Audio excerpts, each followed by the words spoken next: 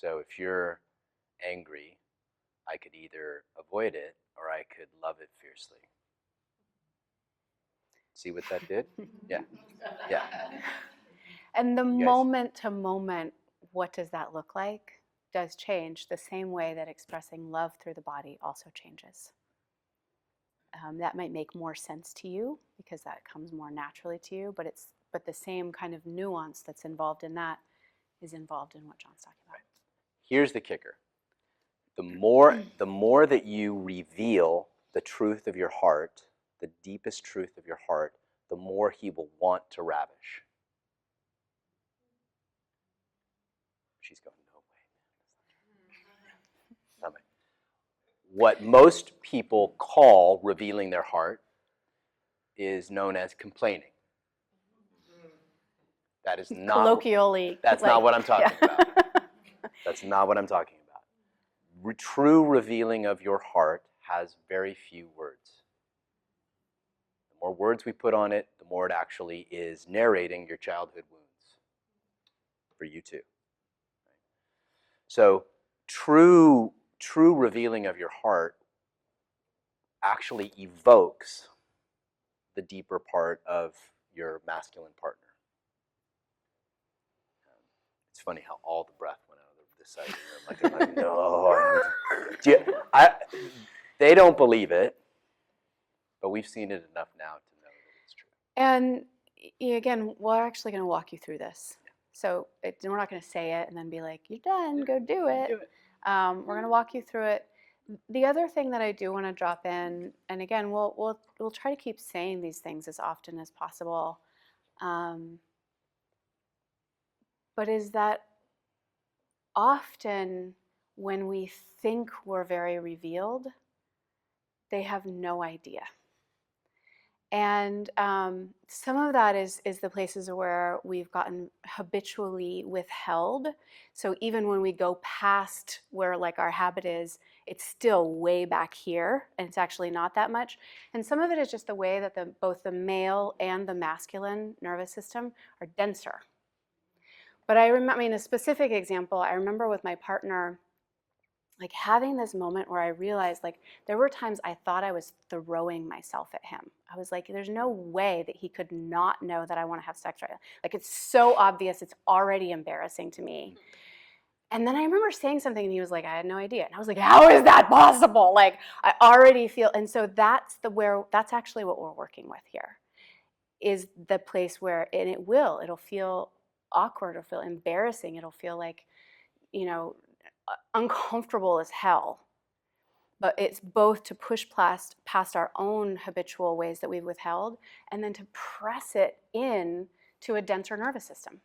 They're not withholding just because they're like wanting to be dicks about it. Most of the time they actually have no idea what's going on. And I mean that with love. Right. And here's the other side of this. The more that you ravish what's emerging in the moment, whatever it is, the more she will reveal it. Yeah.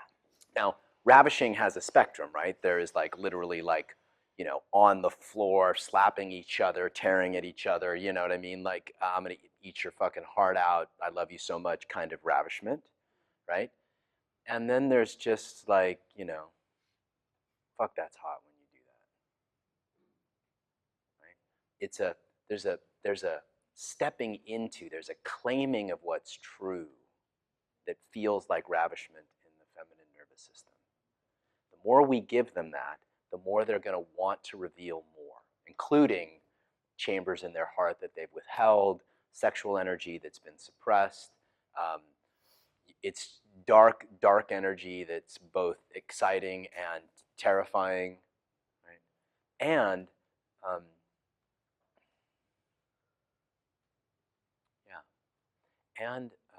dare I say, the divine.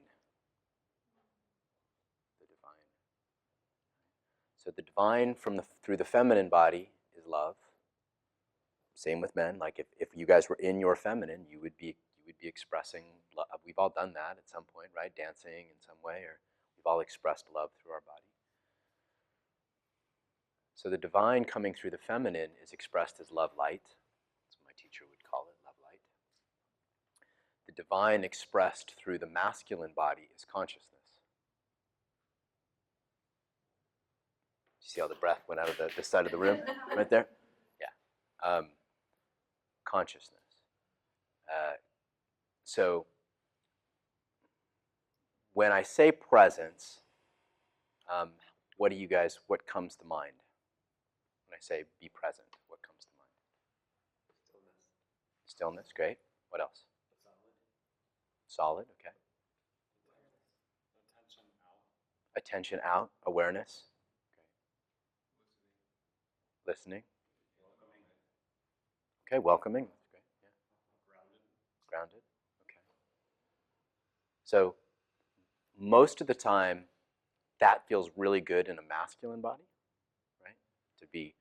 So listen, if we just sort of sat, if we were out on a boat, Lake Powell, for example, and we were just sitting on a boat, just kind of looking at the lake, saying nothing, that would be fucking Sitting blissful still.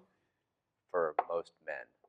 Be blissful for the masculine, just like 3 words and all day, 4 words. Right? That is not what the feminine is into, right? I mean, we might like that, but imagine we all went out on a boat. What's happening on that boat? Right. Right. It's not talking, sitting still. Yeah, right. Yeah. So there's a you can see the polarities, right? And what we're really going to work on this weekend is celebrating and animating the polarities, because that's where the spark of sexual energy gets cultivated. If one of you is sitting as presence, holding structure, standing as presence, holding structure, and the other is conducting love through the body, there's an arc of energy that is very palpable and almost immediate. It takes 3 seconds to cultivate. Right? Many of you have had that experience already. Doesn't matter, it can switch. You guys can be standing in absolute presence. You'll fucking hate it. And you'll be like, oh, when can I move? And you guys can move. And it'll probably feel pretty good because you stand in presence all day long. Right?